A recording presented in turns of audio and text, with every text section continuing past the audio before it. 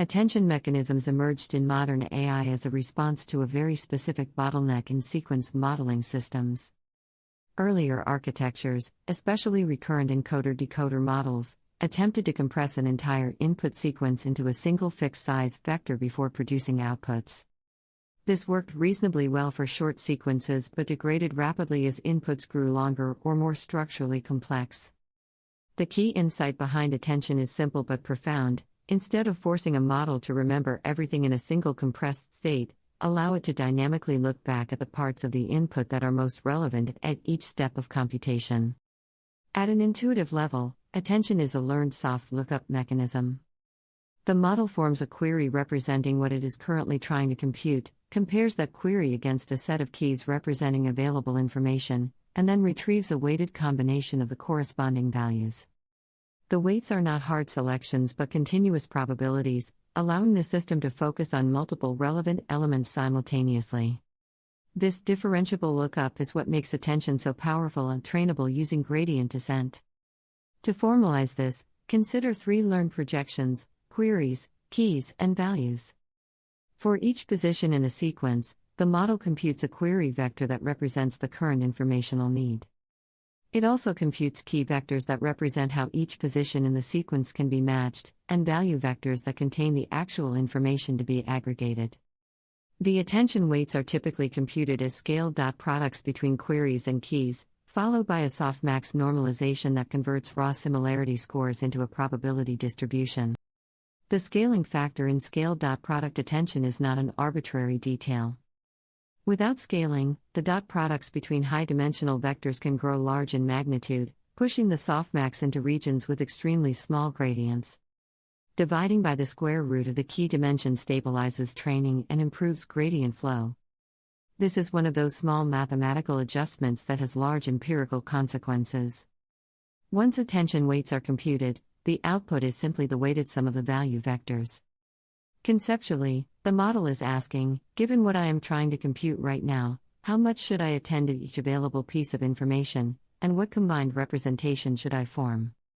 Because all operations are differentiable, the model learns end-to-end which relationships matter. Attention mechanisms were first popularized in neural machine translation, where they allowed decoders to dynamically reference different parts of the source sentence rather than relying on a single context vector.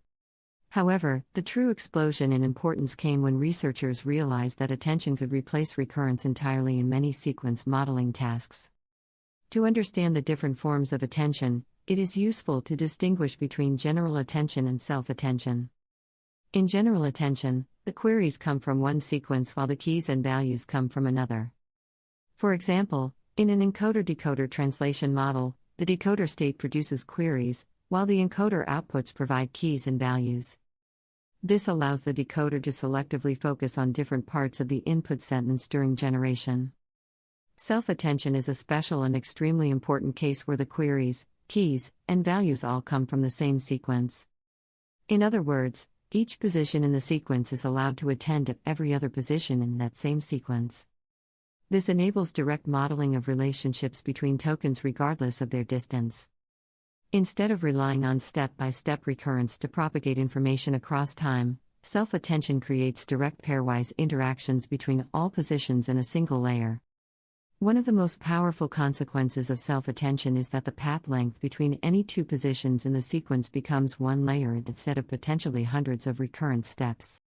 This dramatically improves the model's ability to capture long-range dependencies. It also allows full parallelization across sequence positions during training, which is a major computational advantage on modern hardware.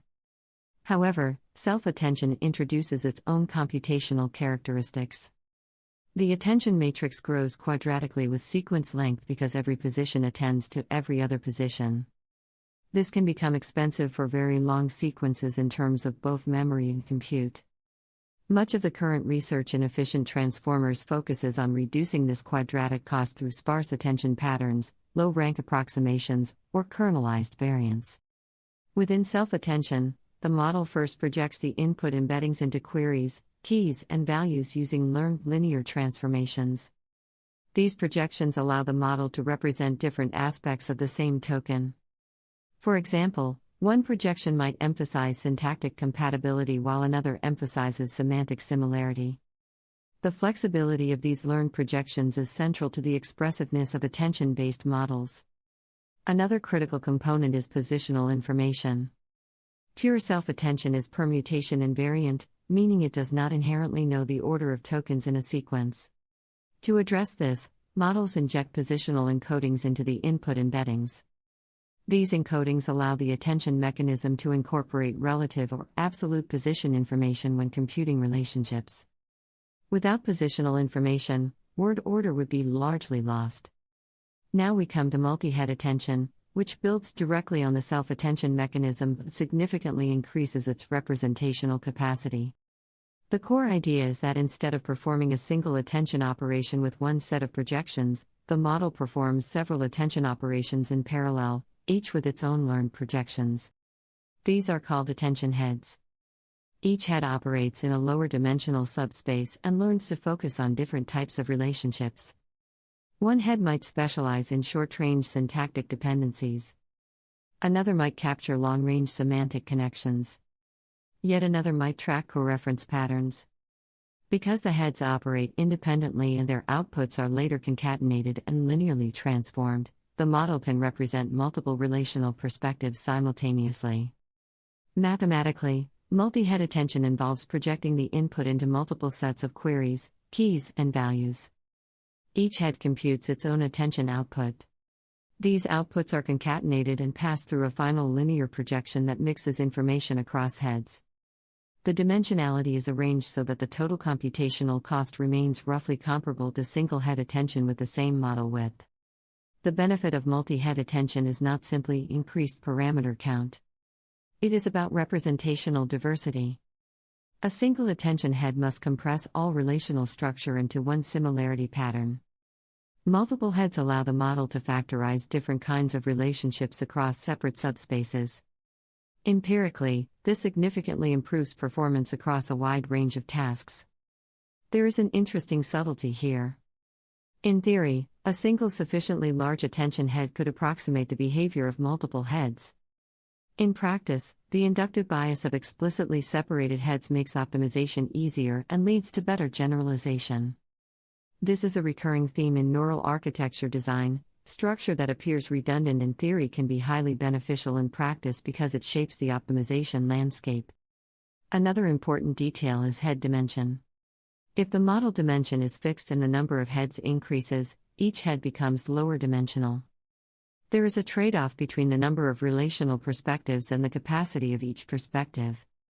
Empirical work has found that moderately sized heads often work well, but the optimal configuration depends on the task and model scale.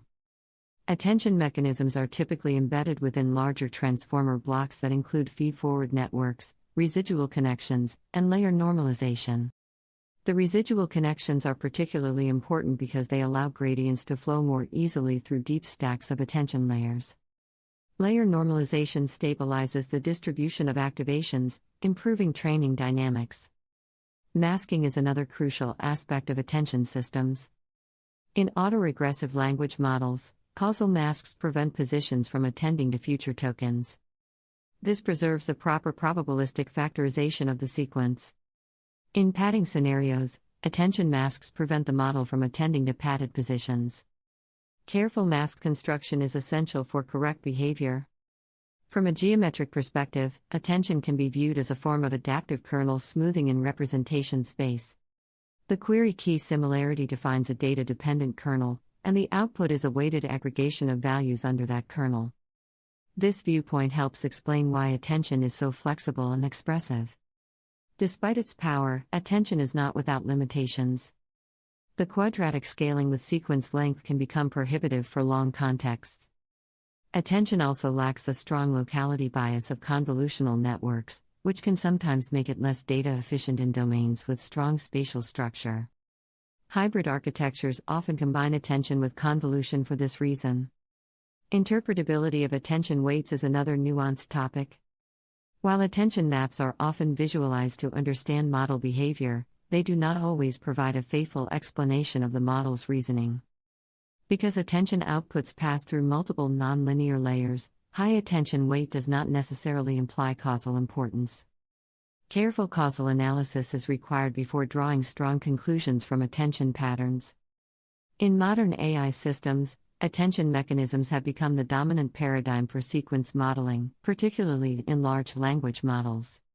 Their ability to model long-range dependencies, operate in parallel, and flexibly route information has made them extremely effective at scale.